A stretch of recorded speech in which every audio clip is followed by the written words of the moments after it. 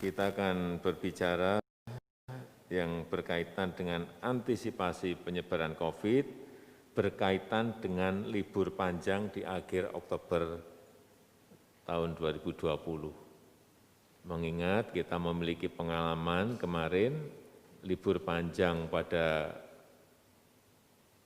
1,5 bulan yang lalu mungkin, setelah itu terjadi kenaikan yang agak tinggi. Oleh sebab itu ini perlu kita bicarakan agar kegiatan libur panjang dan cuti bersama ini jangan sampai berdampak pada kenaikan kasus COVID.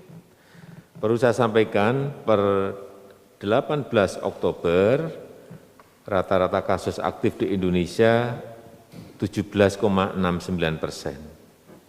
Ini lebih rendah dari rata-rata kasus aktif dunia yang mencapai 22,54. Ini bagus sekali. Kita 17,69, dunia 22,54. Kemudian dibandingkan bulan yang lalu, rata-rata kematian di Indonesia juga menurun.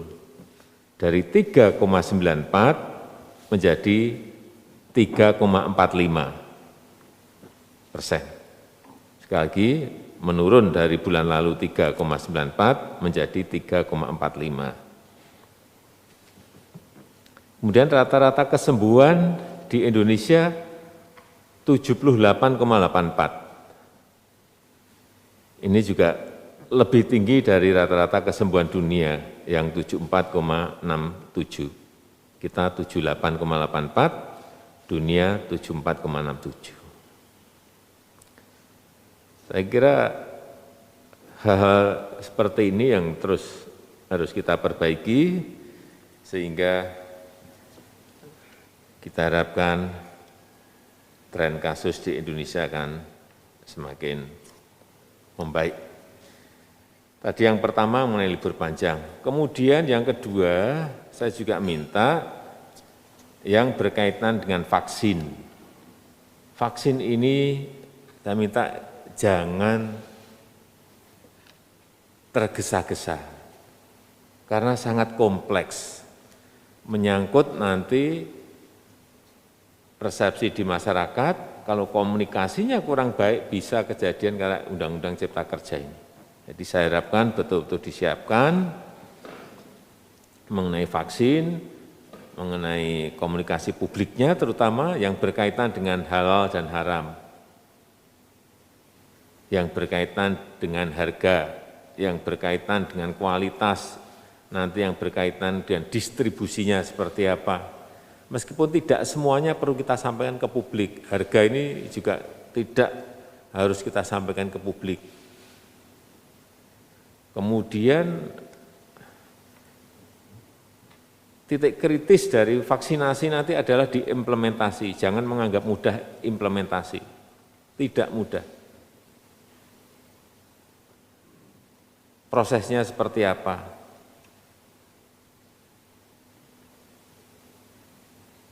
Siapa yang pertama disuntik terlebih dahulu? Kenapa dia? Harus dijelaskan betul kepada publik. Proses-proses komunikasi publik ini yang harus disiapkan. Hati-hati disiapkan betul. Siapa yang gratis? Siapa yang mandiri? Dijelasin betul, harus detail. Ini jangan sampai nanti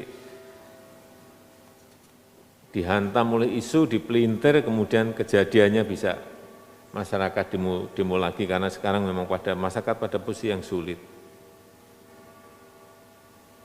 Juga perlu saya ingatkan, dalam pengadaan vaksin ini mestinya sudah harus segera jelas. Kalau menurut saya,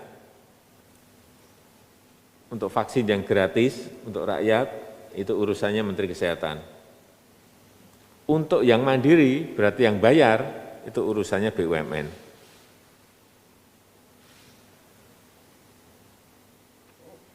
Ini menjadi jelas, kalau enggak seperti ini, nanti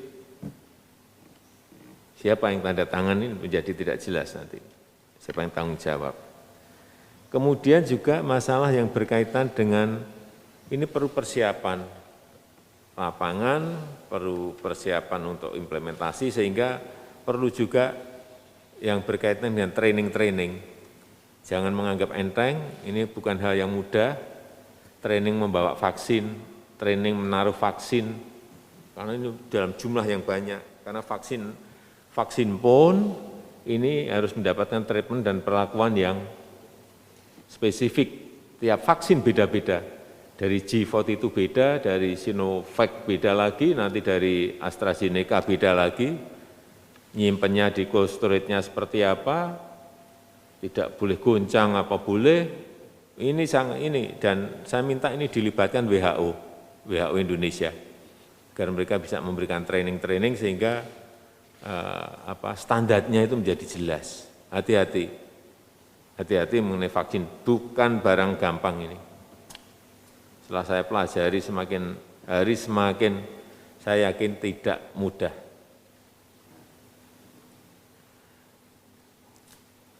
Tadi saya sudah mendapatkan laporan dari Pak Erik untuk AstraZeneca. Ini kiriman pertama di bulan April 2021, dan 1 bulannya kita mendapatkan kira-kira 11 juta. Dan totalnya dapat 100 juta, betul Pak Erik ya? 100 juta ini yang perlu kita ketahui bersama. Jadi sekali lagi di rapat ini juga tadi saya sampaikan yang kedua mengenai vaksin ini, agar betul-betul perencanaannya disiapkan betul, agar kita tidak salah lagi dalam komunikasi publik yang ada. Saya rasa itu sebagai pengantar.